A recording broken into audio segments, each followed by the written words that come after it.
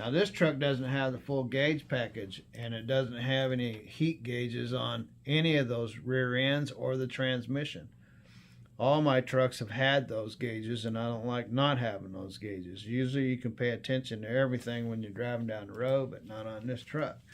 So that differential has just a little over 200,000 miles on it. Can put a little 330,000 total miles on it from the time that he made his first journal on the mileage. And he bought a new speedometer, and it was zeroed out, and I calculated that all in there.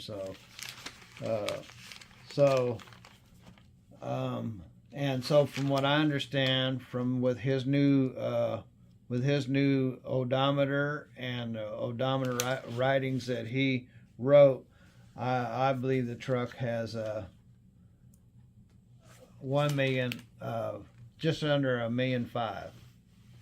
And so the motor has no oil leaks and is real tight and has good compression, has good oil on it. So like most Caterpillars, they get rebuilt around 1 million miles. I believe it got its rebuild, even though there's no paperwork on it anywhere. Is that even a legal thing to put a new odometer? I mean, I don't understand. If it didn't work, it stopped. Oh, the odometer stopped. Okay. Yeah, and he had to replace the it stopped working. That's why he replaced it. And then he had to And the one that I got from Bob did the same thing. It quit working. I have a speedometer in the box back there in the garage because his quit working. Odometer. So apparently it's a thing with those Freightliners. Those odometers go bad. So anyway, so I guess my point is, even though we got to go around the mountain 500 times before we get to the point. Wait a second. That what I discovered is the drive line, that the back of the transmission is fine. There is no damage to the transmission or the yoke. The only problems that I don't like how much the yoke moves back and forth on the front differential, but it only having 200,000 miles on it, it can't be out of spec already. And then when you lift up on it, there's a little bit of movement, but there is no leak on the seal. So if there was excessive movement, it would have a leak. So everything must be within spec back there. Now, but if you go back up to the joint where the slip joint goes in, that universal's bad. That carrier bearing has a little bit of play in it. So you take a bad universal, a bad slip joint, and a little bit of play in the carrier bearing.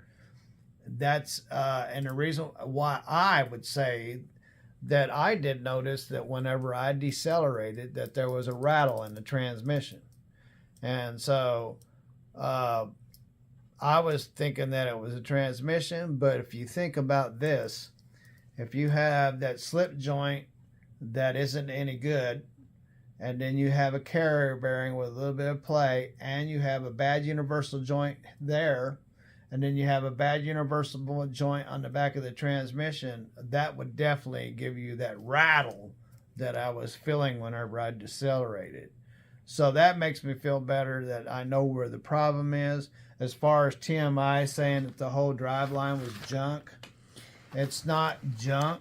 I went down to Riverside, and they build these things. They build drive lines and stuff, and they can take care of that drive line with no problem. The problem is they're going to be off for the holidays. They're going to be gone for the whole week next week, and then they'll be back for like 2 days, and then they'll be back off for between Christmas and New Year's. And so I knew that was going to be an issue. That's why I was telling Ace Doran that it would probably be a month before I got all this stuff fixed, and due to being slow and me just being one person and working in this kind of weather and it being the holidays. So I'm Big Belly, and I'm Bumbles, and together we're Big Belly Bumbles. See you later. Big Belly Bumbles.